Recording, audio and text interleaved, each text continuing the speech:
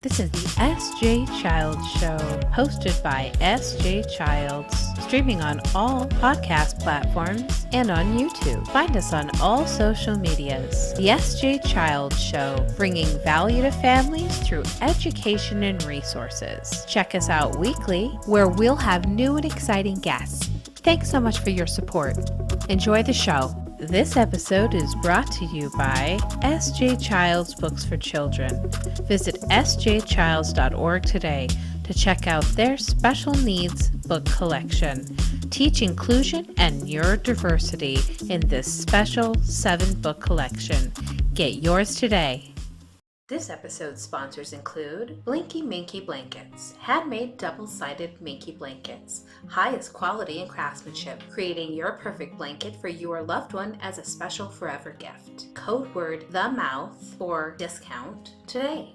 By Dana Ball Legal Services. Avoid common legal mistakes and protect your small business. Dana makes it affordable for your Utah small business to avoid common legal mistakes with business operations, contracts, and employees. Get more information today at danaballlaw.com. By Moving with Autism, a service for autism families seeking real estate and design services that provide support for their child's development and family lifestyle.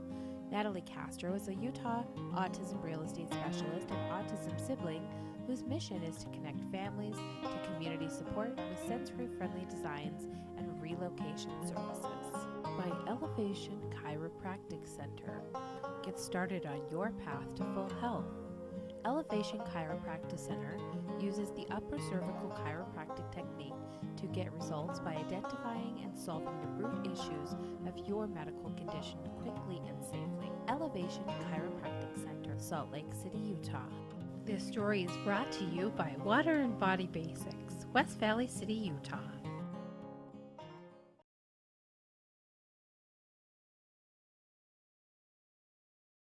No. Absolutely not. Definitely. So just before we start, Carl, if I can just give you a little background about us and what we do. So as Sarah said, me and Nigel are teachers at a special needs school, at an autism school in Wolverhampton in England. And we set up a podcast about 3 or 4 months ago, where we chat with a range of famous people from the sporting world or business world, right? Something like that. And put out sort of a half-hour, 45-minute podcast and kind of promote autism and the amazing things Tom and our autistic students can do at our school as well. So we really appreciate you joining us and spending the time. So thank you so much. Okay, happy to do it. I do it a fair amount of time, so. Fab. We'll make a start, shall we? We really appreciate it, Carl. So thank you very much. And before we start, Carl, do you want to show you my t-shirt? I bought this specially for the occasion today. Thank you. Right, Nigel, do you want to kick us off? Yeah, okay. So I've picked a bucolic background. We can all pretend. Oh, I like that. That's, Hey, that is nice. Tropical. That is cool. You're going to have to make do in my living room because I don't have to do that. So, you started off in comedy, and I was just wondering, was that something you always wanted to do? Was it something you did as a kid? Was it were you the funny kid in class? I'm sorry. Can you talk a little more clearly or closer to your microphone?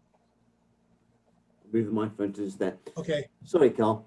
I was just saying that you started off now in he's frozen. comedy, There we go. and I was just wondering, was that something you always wanted to do as a child? Was that something were you like the funny kid in the class, or how did that come about? I was not the class clown. I did stand out for my verbal abilities. I started reading very early. I read all, whenever we had classwork, I read the textbook, the first week of the semester, and, goofed off the rest of the time. All through my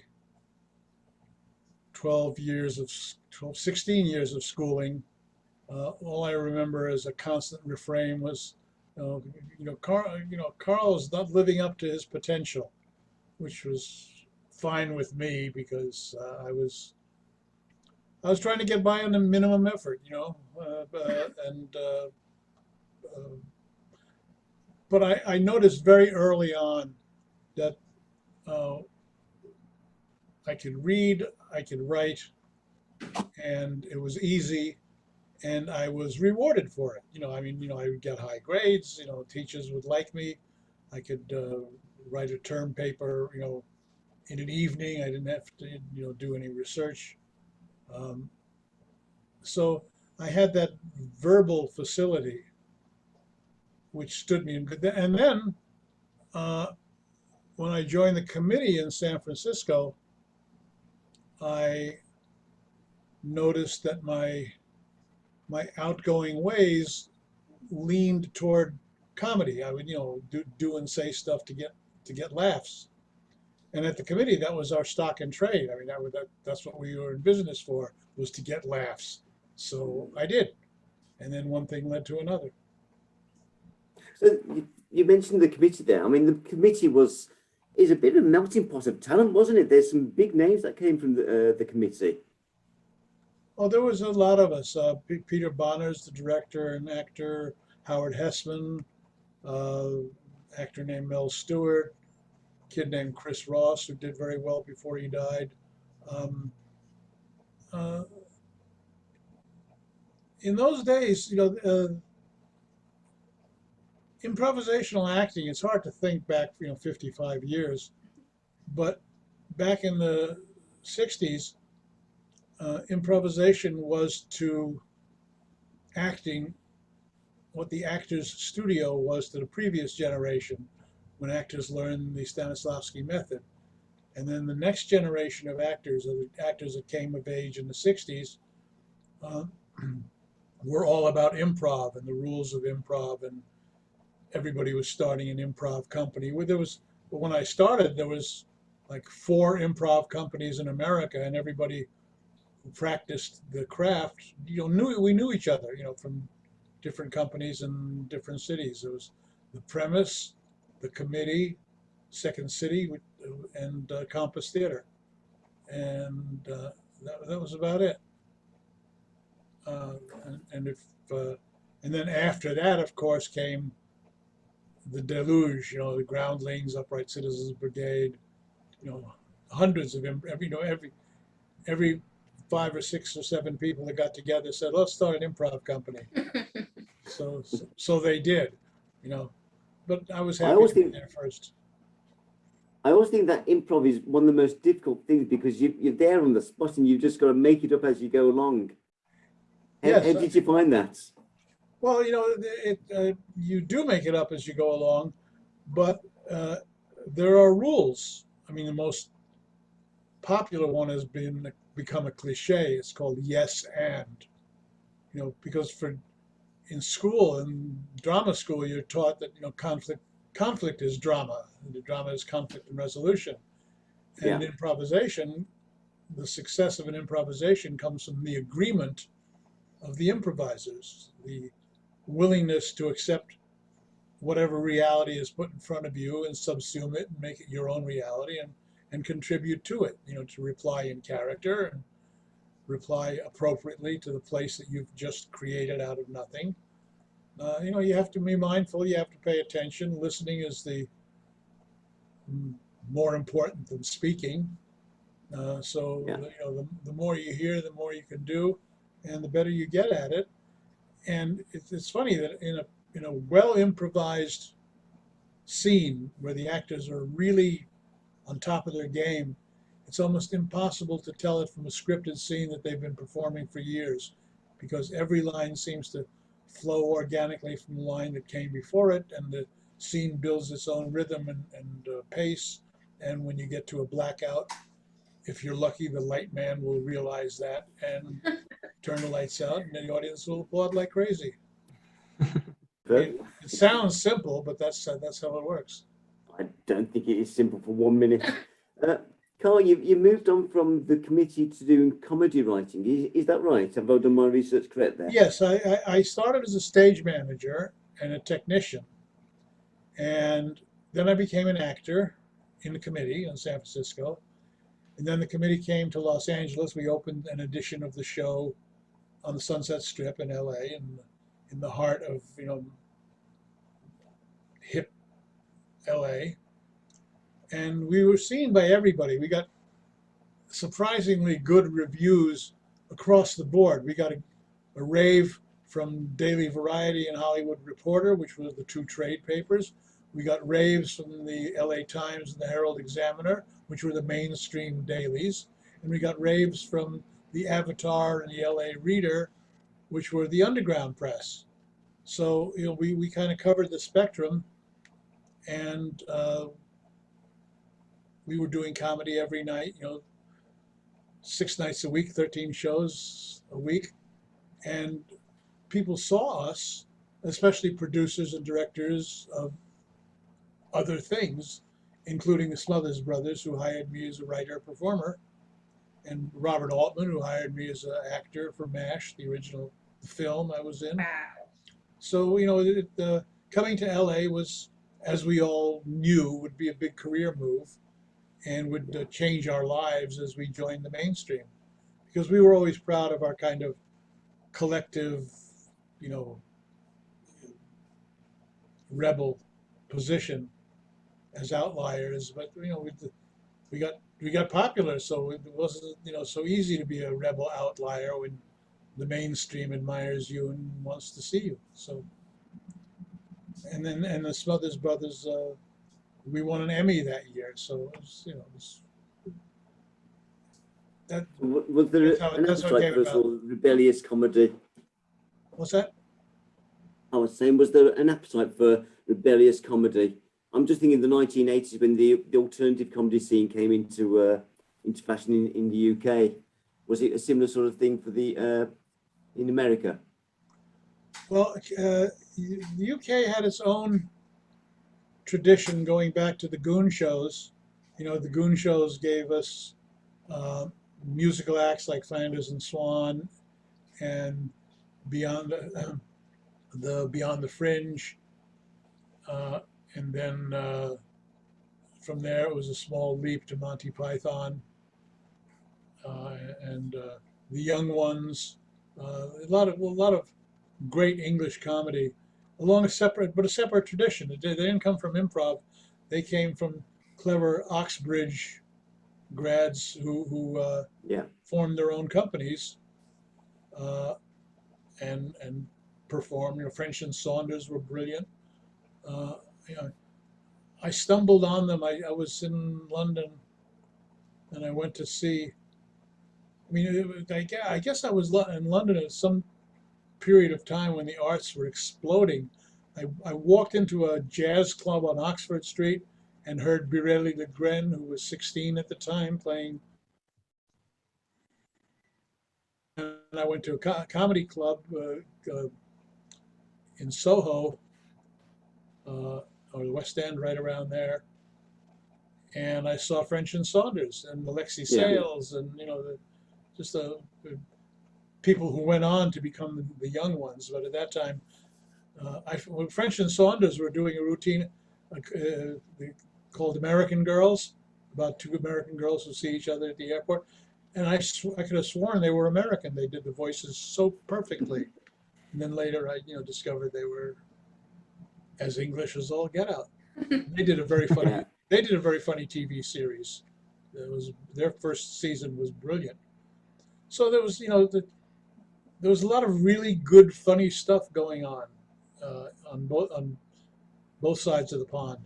And Beyond the Fringe actually they did an exchange with Second City at one point, where the Second City company went to London and Beyond the Fringe went to the Second City Theatre in Greenwich Village, about 63 or 64 in there somewhere.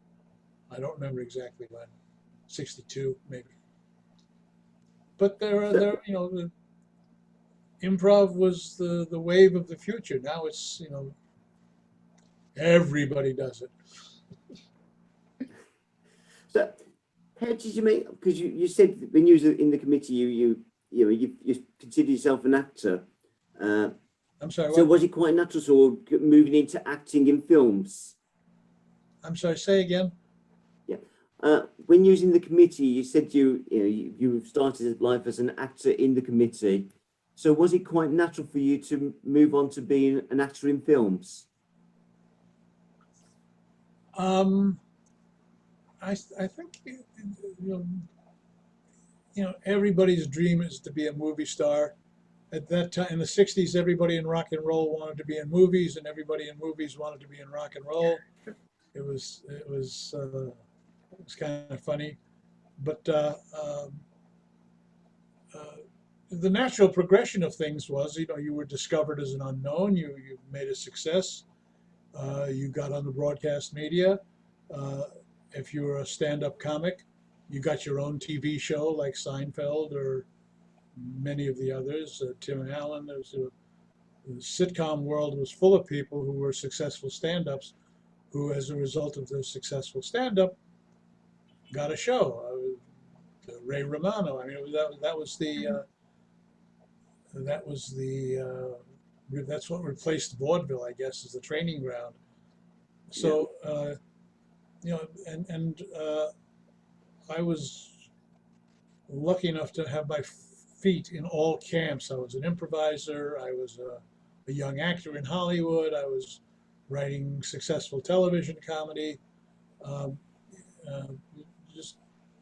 was a chance to be at ground zero. I mean, just it's kind of like being in Paris in the 30s or 20s, or New York in the 40s.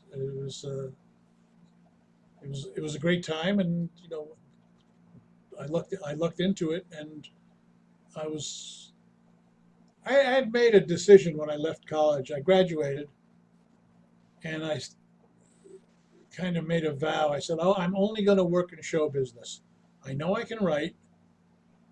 I'm a pretty good stage technician. I was a stage manager in those days. So I'm not going to be a cab driver or an office temp or a stock boy or any of the jobs that you took to tide you over between showbiz gigs." I said, I'm only going to work in show business. And for a couple of years, the most I ever made was $25 a week plus meals, and doing lights and sound at a Greenwich Village nightclub for other comedians. But it was Greenwich Village in the '60s, and so there was Bob Dylan and Peter, Paul and Mary and Phil Oakes, and the world of modern entertainment was just for the folk music was breaking out. It's a great time to be alive, I can tell you. It really was. That, like you say, it was a brilliant time for music. How were your parents with your decision to only work in showbiz? Were they supportive of that? Were your parents supportive of your yes. choice? Oh, yes.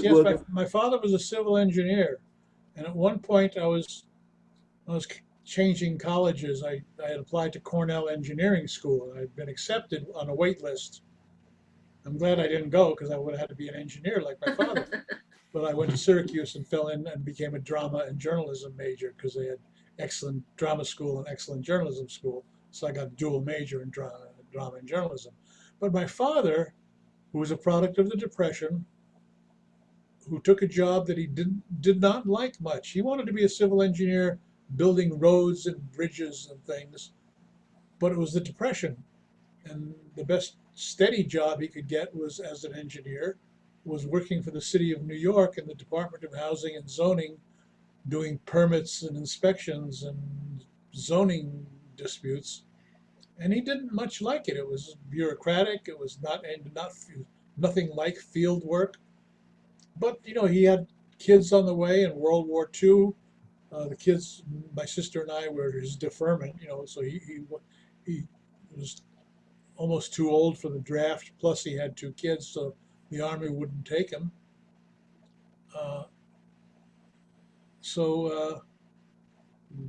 His advice to me repeatedly was, don't do what I do. Do what you want to do. Do what you like. That's a good advice. Best advice I ever got. And luckily that I was able to do only what I wanted to do. And I think it's really important that if you get a job that you love, it really helps in life, doesn't it? Yeah, and like I say, for the first couple of years, I would get $25 a week plus meals, and I would have to do physical work, hanging lights and doing sound, and introducing other acts. But I met a lot of people. I have some friends in show business who go back to 1960, 61. I think Fred Willard, before he died, was one of the acts that I knew since 1961. Phil Oakes, before he died. These were all Greenwich Village acts from that period. Mm-hmm. Joan Baez, Joni Mitchell, all that stuff. That's fabulous names. We're going to move on to your involvement with Jaws, if that's okay, Carl. And I'll start off the question, then we got some questions from Tom. So I'll just start us off. How did you get the part of Henry Meadows for the film? I'm sorry? I was asking, how did you get the part of Henry Meadows for the film Jaws? Oh, okay. Steven Spielberg and I had the same agent, and he was kind of a pioneer. He was the first agent who believed in packaging his clients together for projects. So he put me together with Steven. We were both clients. His name was Mike Medavoy. He later on became head of United Artists, and he ran studios. But at that time, he was a young, hustling agent, and he put me and Steven together and said, just, write something, Carl will write, Steven will direct, and, I'll package it. And so we worked together. We wrote a couple of scripts together. I appeared as an actor in a couple of Steven's television movies, just doing, day parts where I would kind of improvise my lines. He could count on me to do that. And we got on well. And when he got the script for Jaws, he sent me a copy saying, "Eviscerate it," on the cover. So I wrote him a memo of what I thought was right with the script and what was wrong with the script. And he showed it to Zanuck and Brown, the producers, and they had me in for a meeting, and they said, well, and Steven and I had really strong ideas. So he said, look, why don't you come on the picture as an actor, like I've used you before. Pick one of the parts that's a running part, that you'll be on the location for a while. So I picked Meadows, which was a co-starring part. If you look back at the original videos of Jaws, I get co-star billing with Lorraine Gary and Murray Hamilton. It's Roy Scheider, Richard Dreyfuss, and Robert Shaw in Jaws with Carl Gottlieb, Lorraine Gary, and Murray Hamilton, because that's pretty impressive. Meadows was a big part. But as I started rewriting it with Steven, only 3 weeks before we started shooting, we took the script apart, and I wound up writing myself out of the script because the character, as a writer, I could see that the character was not as necessary as Howard Sackler thought. So I wrote myself out, and in subsequent editions, I'm less important. But I was on the set writing, and when the smoke and dust cleared, I had a shared screenplay credit on what turned out, nobody knew, to be the iconic film, most iconic film of all time. So, and still popular and still producing an income for me. Wow. Yeah, I was going to say it's number 8 in the Empire Top 100 Films of all time. It beats Citizen Kane. Well, when Jaws became the top grossing, it's still, it's a monument to the genius of Spielberg. Of the top 10 films, adjusted for inflation, I think he's got 4 or 5 of them. That's unprecedented in the history of the movies. If it wasn't for history and adjustment for inflation, he might have 10. But Gone with the Wind and Sound of Music are still up there, and Titanic, and Jaws, and then all the Spielberg movies. But not Caveman. What? Sadly, not Caveman. Although it did well in unbelievably. I'm going to hand you over to Tom now, Carl, who's got some questions about Jaws for you. What's that? I'm going to hand you over to Tom now. Okay. He's got some questions about Jaws for you. Hey, Tom. Hi. I'm ready for you now. Okay. Carl, what scene, if you had the chance, would you improve on and why? In which movie? In Jaws. What scene would I improve on? Yeah. Tough question. Way to go, Tom! Right off the bat. The point it's Ready? Go on out now. I don't want to I don't want to be guilty of hubris, but it's kind of asking Michelangelo, do you want to have David with 2 fingers or 4 fingers, or should he be standing on 1 leg or 2 legs? I don't know. It's David. It's the statue. It's an integrated whole. You start tugging at a thread here and a thread there, and it all comes apart. There are,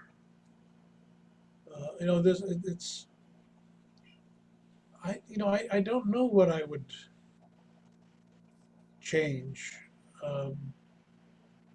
Doesn't seem to be a whole lot. I mean, no, I'm sorry, I can't give you. That's a good answer. Give you a good answer. It's a thoughtful question, but it's kind of like a Sophie's Choice. Which of your kids do you want to give None of the above, right? They're taking some of your family to the camps. Which kids do you keep? Which kids do you let go? Knowing that they're going to Auschwitz,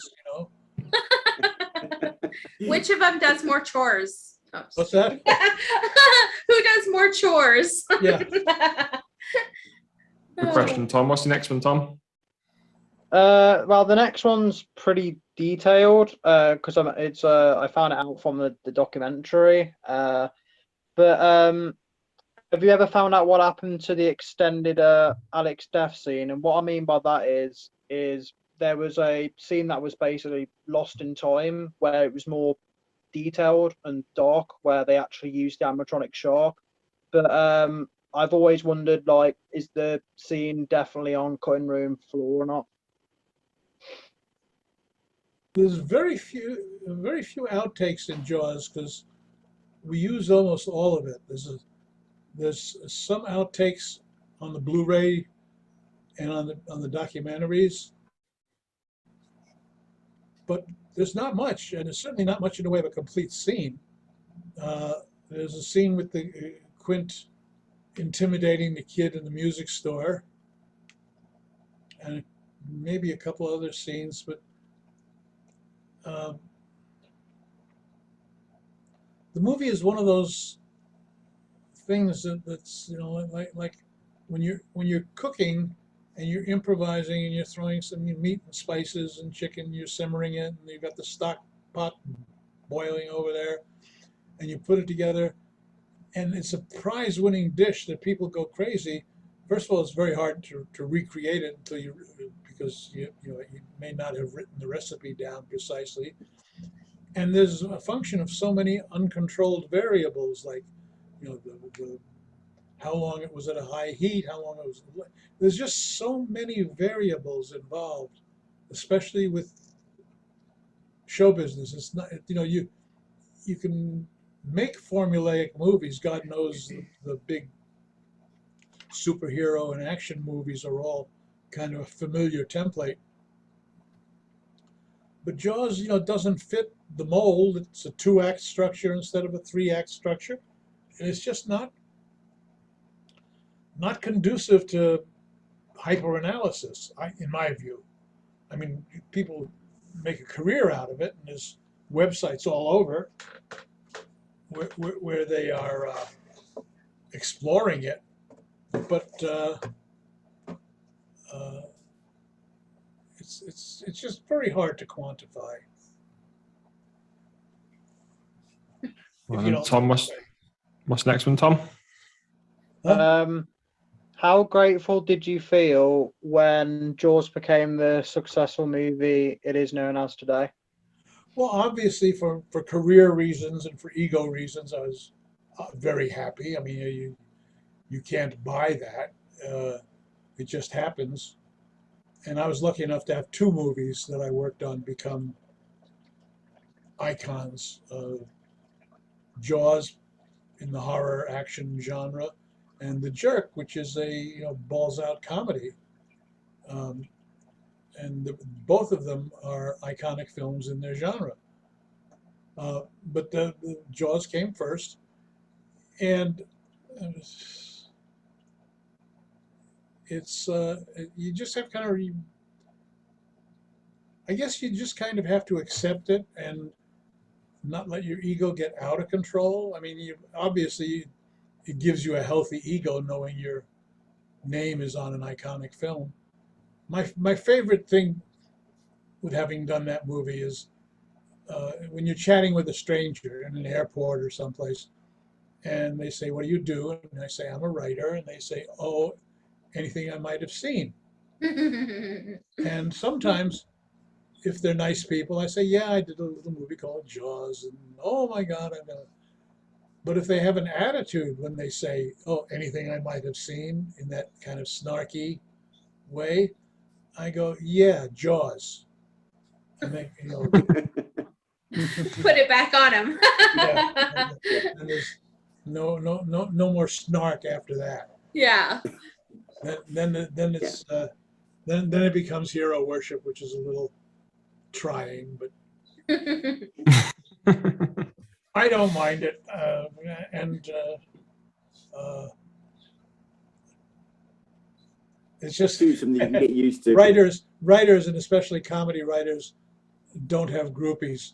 And when I was coming up in show business, everybody in rock and roll had groupies. You had almost unlimited free sex. Not comedy writers. That's why they're also grumpy. Not even after Jaws. There were a few. There were a few comedy groupies, but very, very few. Tom, you got another one, Tom? Yeah. When was the last time you spoke to Steven Spielberg? We attended a memorial service for Sid Sheinberg together. I mean, we were both at Sid's memorial service, and we stopped and chatted for a while.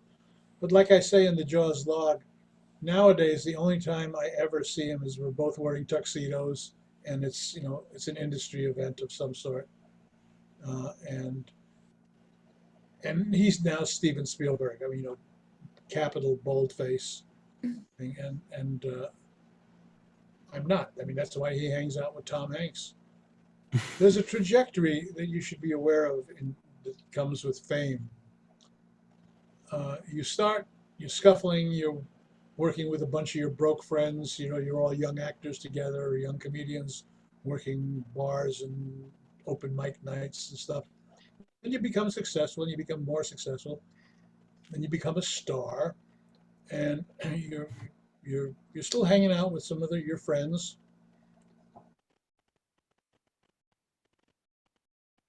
That they're letting you pick up the check all the time now. In the old days, you'd divide up the check, but when you become successful and have a lot of money, when the check comes, your friends kind of look the other way, and you're expected to pick it up and pay it. And then pretty soon you reach, and so that becomes a little bit of a bore. Yeah. And then there comes a point where the only people that you talk to at any intimate level are only people you pay. Your manager, your agent, your masseuse, your nutritionist, the carpenter who does work at your house, your makeup artist, pick an entourage occupation. But those are the only people you talk to. And some of them will tell you the truth to a point, but none of them is going to say anything that's going to get them fired. Why would they do that? It's a meal ticket. So you're only talking to people on the payroll. Then if you're lucky, you break out of that and make friends who are peers. Like Spielberg hangs out with Tom Hanks, who can afford a yacht as well. You know, you hang out with people who can do what you can do. You know, if you say let's go skiing in Aspen tomorrow, well, you need to have 3 friends who have private planes who can go. If you're doing it with your entourage, you got to pick up the tab, you got to pick up the hotel rooms in Aspen, you got to pick up the transportation. You know, you're paying for everything. And at some point you become aware of that and you go, wait a second here. Maybe I don't want to do this. Or maybe I've outgrown these folks. And you keep who you can, but you know, and the short answer is no. Stephen and I don't hang out. Haven't for years, decades. Good question, Grant. Tom, what was the next one?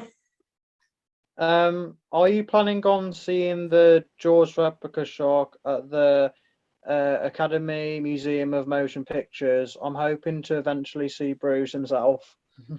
Well, I'm a member of the Academy and I'm a member of the museum, and I will go kind of when the exhibit's ready. It's not finished yet. But, you know, I'm looking forward to visiting the Academy Museum. They spend a lot of money on it. The shark has a prominent place. They've, you know, retrieved the last remaining shark from the junkyard in the San Fernando Valley, restored it. So, yeah, you know, the museum is swell, you know, and I'm leaving a lot of my Jaws manuscripts and memorabilia to the Academy Museum. That's nice. Yeah. Carl, can I jump in and ask a question? I've got when we heard that you were coming on, a few people got in contact with me and wanted to ask you a question. So I've got a question here from one of our listeners. Sure. And their question is, why write Jaws about a man-eating shark? Do you think because of Jaws, this has caused decades of fear of a beautiful marine predator? Yes, you know, eventually went to his death regretful that the popular culture took the turn that it did. And the shark became, you know, everybody's favorite villain. And then when we, you know, heard about the decimation of shark population by Japanese factory fishermen in the Pacific, it's like, you know, people didn't really care. Meanwhile, they were just netting sharks by the millions, cutting their fins off for soup and throwing the mutilated sharks back in the water to die, which was, you know, awful. And Benchley, you know, devoted a large part of his time and his estate to foundations to save shark wildlife and all the creatures of the sea, but particularly sharks, which became everybody's favorite punching bag. Although you know, your chances of being bitten by a shark are less than being hit by lightning or having a coconut fall on your head. So, that's the sad legacy of what we did, is to make the shark everybody's favorite villain. And here we are like 45, 46 years later. And whenever I'm introduced to somebody and it comes out that I've written Jaws, the first comment out of their mouth is, oh my God, after I saw that movie, I didn't go in the water for a year. I didn't go swimming for 6 months, or I didn't go in the swimming pool, or I shied away from the toilet because there was water. You know, I know they're going to say that, and it's the first thing I hear out of strangers' mouths. And I think it's a tribute to me as an actor that I act as if I had never heard that before. I say, oh, really? That's, you know. Yes, it had a great effect on you. Yeah, you know, but I've gotten that for years. I've got a question from a listener as well, Carl. And the question is, was anybody tempted to mess about with the shark when you weren't filming, so putting their heads in the shark's mouth or anything like that? Has anybody what? Did people mess about with the shark when you weren't filming? Did they sort of put their heads in its mouth and things like that? When we were filming? Not when you film, when you weren't filming. I'm not clear. Like when you were off camera, just hanging out, were people messing around, putting their heads in the shark mouth and things like that, just goofing off? Oh, well, while we were making the movie, there wasn't much time to fuck around. I was locked. I was either on the set waiting to act, or I was locked up in the cabin with trying to stay ahead of the schedule and write some pages for scenes that were going to be shot in 2 days or 3 days later, and I had to write those pages. So there wasn't much time for fun. It was. So Carl, sorry. Go ahead. So how long did, from the very first word written down on paper about Jaws to kind of completion of production, how long did it take you to film Jaws? It took Stephen, I think, 5 months to film Jaws. I was only involved in 3 months because when they got finished with all the dialogue and all the scenes in which actors talk to each other, essentially I was done. What Stephen and the others had to do was stay there for another 2 months or so, getting all the shark footage and all the stuff that happens at sea.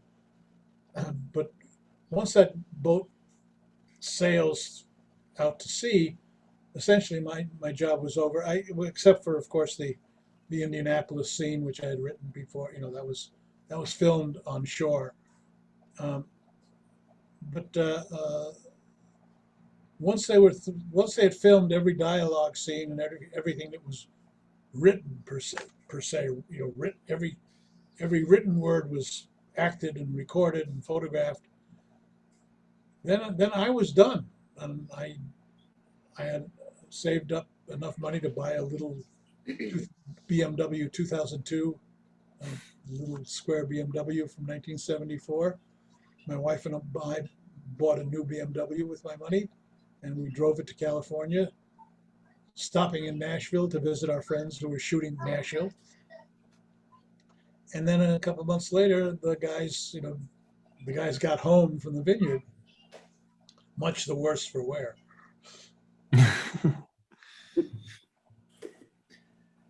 There are a lot of technical difficulties, I believe, with the shark. I believe the first one actually sank to the bottom of the ocean. Could you tell us any more about the technical problems that you had with the shark?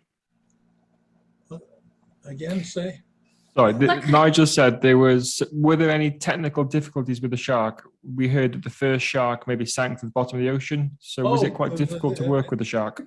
Both in the book and the documentaries go on at great lengths about how the shark did not work or worked imperfectly, and we had to shoot around it.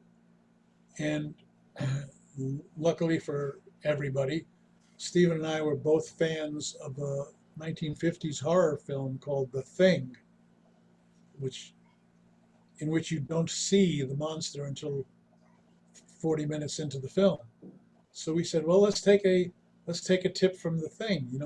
You don't have to show the monster doing its work. You don't have to begin with we want to kill Chrissy, have Chrissy die a terrible death, but we didn't have to show a shark for that. We realized we could get as much horror and as much drama out of the effects of the shark rather than seeing the shark actually biting people and doing its shark thing. So in being inventive and trying to find things that suggested the shark just off frame, I think that's part of what made the movie so good. Definitely, and the movie is well known for its memorable quotes. Obviously, probably the most famous being that you're going to need a bigger boat. How did you come up with that line? Did you write that line in, and how did you come up with that? Well, for years I thought Roy had ad-libbed that line, and I kind of very generously refused to take credit for it. I would say, look, Roy had ad-libbed it. I'll take some responsibility as a writer, because I did create a character, Brody the sheriff, that when Roy inhabited the character, anything he said would be appropriate, would be in character. It wasn't just an actor padding his part, which is, what happened. Then, as it turns out, I was watching one of the many documentaries about the making of Jaws, and there's Roy in an interview in the 80s saying, "Oh yeah, no, that line was in the script." So I said, "Oh shit, I should have been taking credit for that all these years." But the actuality is that Zanuck and Brown were stingy bastards, and they did not rent enough heavy equipment to make the movie easy. Everything had to be improvised.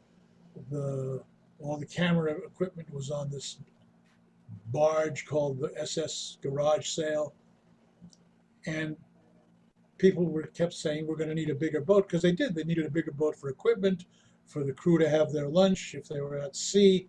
There was all kinds of reasons for having a bigger boat, and they used to say that whenever anything went wrong on the set, if a light fell down or somebody went in the water, somebody would always say you're going to need a bigger boat. So it was a common ad lib amongst the whole crew, not just Roy. A lot of people said that. And then when Roy said it in the movie, he said it at a perfect time, and the cutting of the movie was such that it worked perfectly where it was, and became the iconic line that it is, almost by accident. Now, I suppose that's how. Oh, sorry, Adam. Go on. I was just Sorry. going to say, now, are you also taking credit for Shark Week? Because, I mean, wouldn't... I have been saying for years that it is always Shark Week somewhere on the planet. I love that. Very early on, I mean, back in the 80s or 70s, people, independent stations and, just syndicated stations realized that there were enough shark between the 4 Jaws movies and the rip-offs. There was enough programming that you could fill a week with shark movies. Yeah. And some enterprising cable outlet or station did it, and the ratings went through the roof. And in show business, imitation is the sincerest form of profiteering. So it became common to have Shark Week, and now we've got competing Shark Weeks depending on whether you're on Netflix or Spectrum or Hulu. They all have a Shark Week, especially in the summer, and especially around June, July, which is the anniversary of the film's release. Carl, what I just wanted to ask is... No, they do. Carl, what I just wanted to ask is the theme tune of Jaws is probably one of the most iconic theme tunes of movies there's ever been. Was that anything to do with you or Stephen, or was that like a completely separate company who came up with the music? How did the theme tune come about? That was the genius of John Williams. You got to remember, of the 2 talent Oscars, Verna Fields won an Academy Award for editing, and John Williams won an Academy Award for the score. And it's not just da-dum, da-dum, although that's the greatest contribution. On the set, on location, Stephen brought some records with him, including the score for The Seahawk by Eric Korngold, old Warner Brothers pirate movie. And in The Seahawk, some of that epic, pirate movie music finds its way into Williams' score in the 1-barrel and the 2-barrel chase sequences on the open sea. That's very much old Hollywood scoring. But when John came up with the theme for the shark, he went up to Stephen's house and played it for him on the piano. Ding, ding, ding, ding. And Stephen said, "That's it." Stephen was very disappointed. He said, "That's it." And John said, "No, you got to hear it with, 8 basses and 20 cellos all playing at the bottom end of their register, acoustic. You'll get a feeling for it. So come to the recording session." So when you went to the session and you heard dum dum, when you heard it performed, you got it. So and I think to Stephen's credit, he laid back and said, "All right, you're the composer. You think it's going to work, you do it." And the result was, I think, Johnny Williams' first Oscar. Fantastic. So it's a very iconic piece of music. Oh, Tom, have you got any more questions? Yeah. So as well as writing, you've appeared on camera, including, as mentioned earlier, MASH, and also Clueless. Which do you prefer, acting or writing? Do I prefer acting or writing? That was the question. Yeah. I prefer acting because almost everything is done for you. You've got a trailer. They tell you when to come out. You stand on your marks. You say your lines. Director says cut. You go back to your trailer, have a coffee, have a cookie. A writer, you don't work in a company. You don't work on a set. You work by yourself in isolation at a keyboard. I described the process of writing once as making ever decreasing concentric circles around the keyboard until there's no place else left to go. And it's lonely, painful work. I don't like writing, but and it comes easy for me. I don't struggle with writing once I'm writing, but it's not something I voluntarily do. There's two kinds of writers. Habitual writers like Stephen King or Georges Simenon, who wake up in the morning and have to write 1,000 words before lunch. And they do every day of their lives. And they have a huge body of work, much of it good work. Then there's deadline writers like me. I don't write unless I'm getting paid. So sometimes if my motivation is a check in the mail, if the check hasn't come, I don't feel obligated to write. So when the check does come, I have mixed feelings. I go, oh, great, they paid. And oh, shit, now I've actually got to write this thing. So I do. And I think George Bernard Shaw, somebody asked him, does he like writing? And he replied, I like having written. The actual process. When it's done. Actual process is lonely and painful. Yes. So, Carl, with your writing, then, would you write a film from start to finish, or do you come up with maybe the ending first and then think of the start? What's your process of writing a film? Almost every film, every project is different. They all have their own dynamic. I remember I was writing a book. I was writing Crosby's biography with him, and I had done a lot of interviews. And I was putting them together from transcripts. And at one point, I still had what I thought was a lot of work left to be done. But I went over everything that I had written so far, and in my computer I had files of chapters and sequences that I had written that I hadn't found a use for, that were not in the book. And I found this foreword that I had written way back at the beginning of the project. And I read the foreword and I realized this is also an afterword. This is also a summary of the story. It's my views on the subject. I think this fits in right here. So I did a cut and paste, and it's the only time I've ever exclaimed out loud at the computer. I went, it's done. It was just, as soon as I made a few edits for context, to change it from a foreword to a summary of the book, it just dropped in and I was done. I was done like 2 weeks ahead of schedule because this piece that I had written 4 months earlier worked. But you can't always be that lucky, and you have to write. Eventually you got to start. It was a dark and lonely night, or however you begin your book. You usually and everybody has different methods, but generally you if you begin at the beginning and plug your way through, after a certain amount of time, you got a book. I spend a lot of time outlining.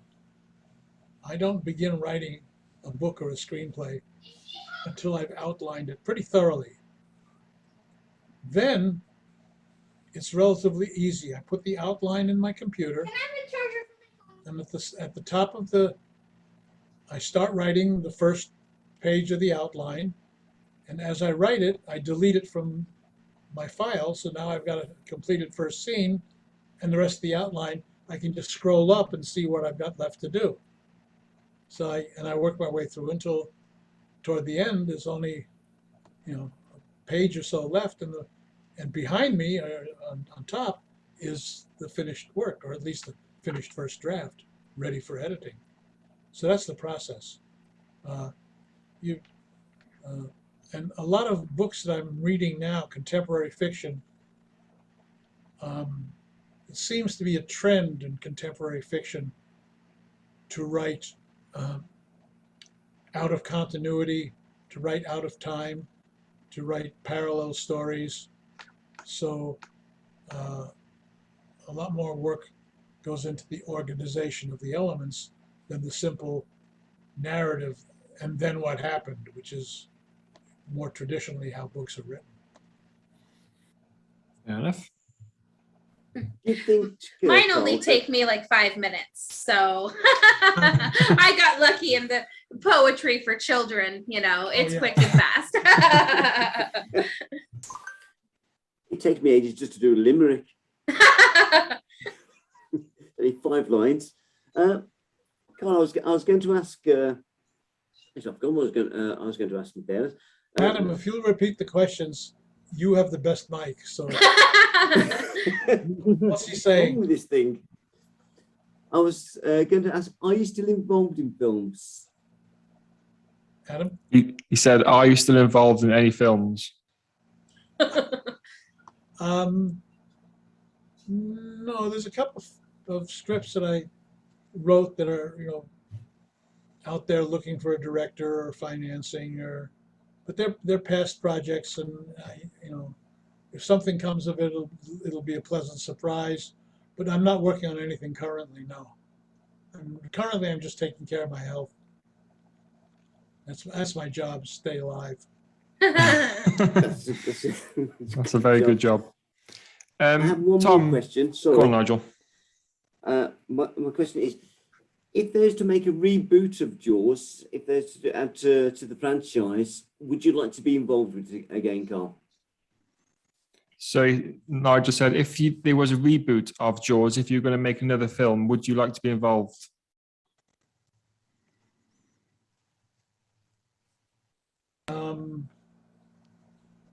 I don't know. I mean, I don't know the new actors that well. Most new talent now, with the exception of the spectacular women, Lady Gaga and Megan Thee Stallion and a few others. I don't know the talent, and I don't like their product. I don't like modern stuff, and I don't like the actors and actresses who are making it. So if I was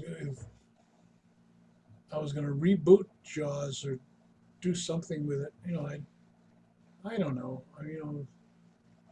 That was such unique chemistry. The actors were so in tune with each other and with the script.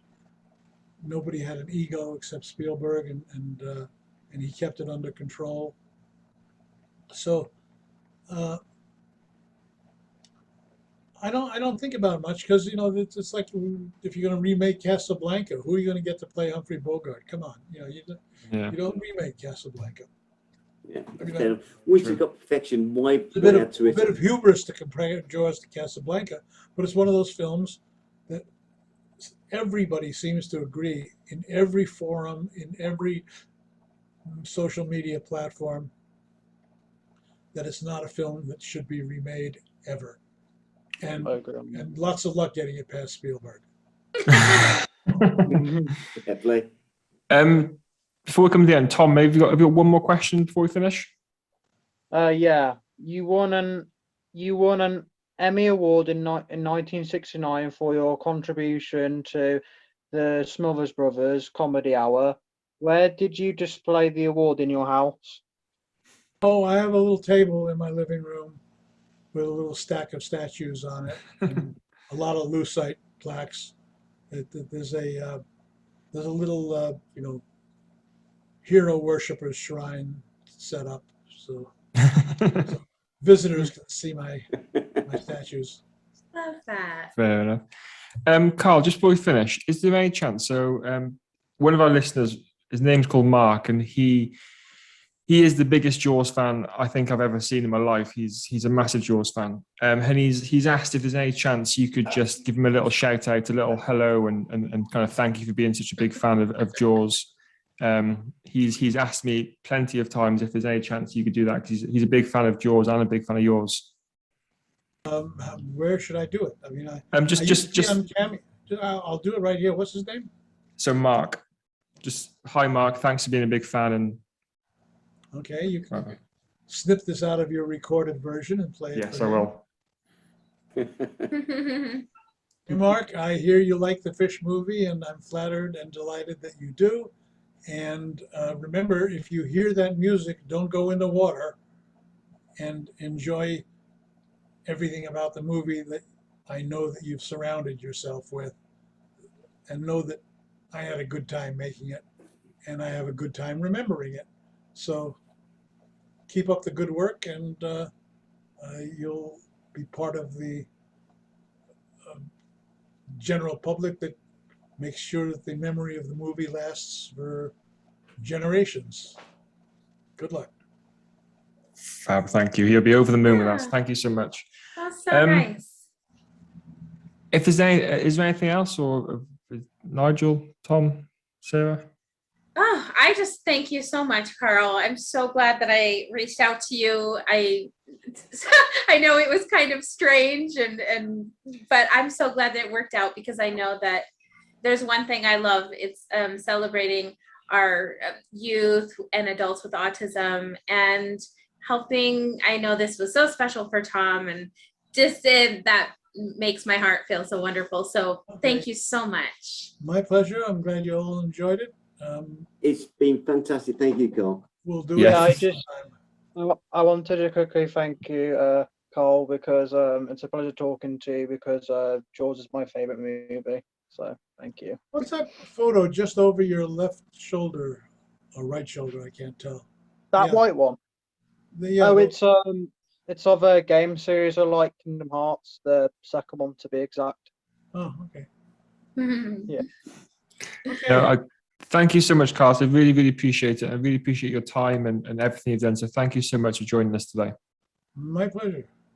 See you guys. Carl. This episode's sponsors include Blinky Minky Blankets, handmade double-sided Minky blankets, highest quality and craftsmanship, creating your perfect blanket for your loved one as a special forever gift. Code word the mouth for discount today.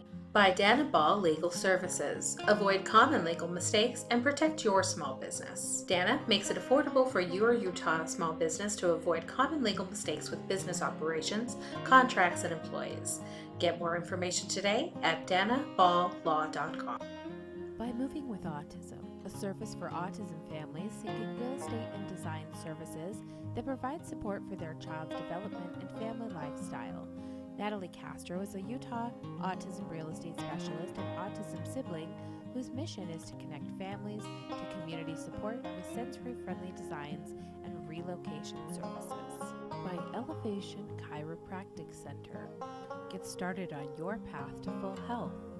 Elevation Chiropractic Center uses the upper cervical chiropractic technique to get results by identifying and solving the root issues of your medical condition quickly and safely. Elevation Chiropractic Center, Salt Lake City, Utah.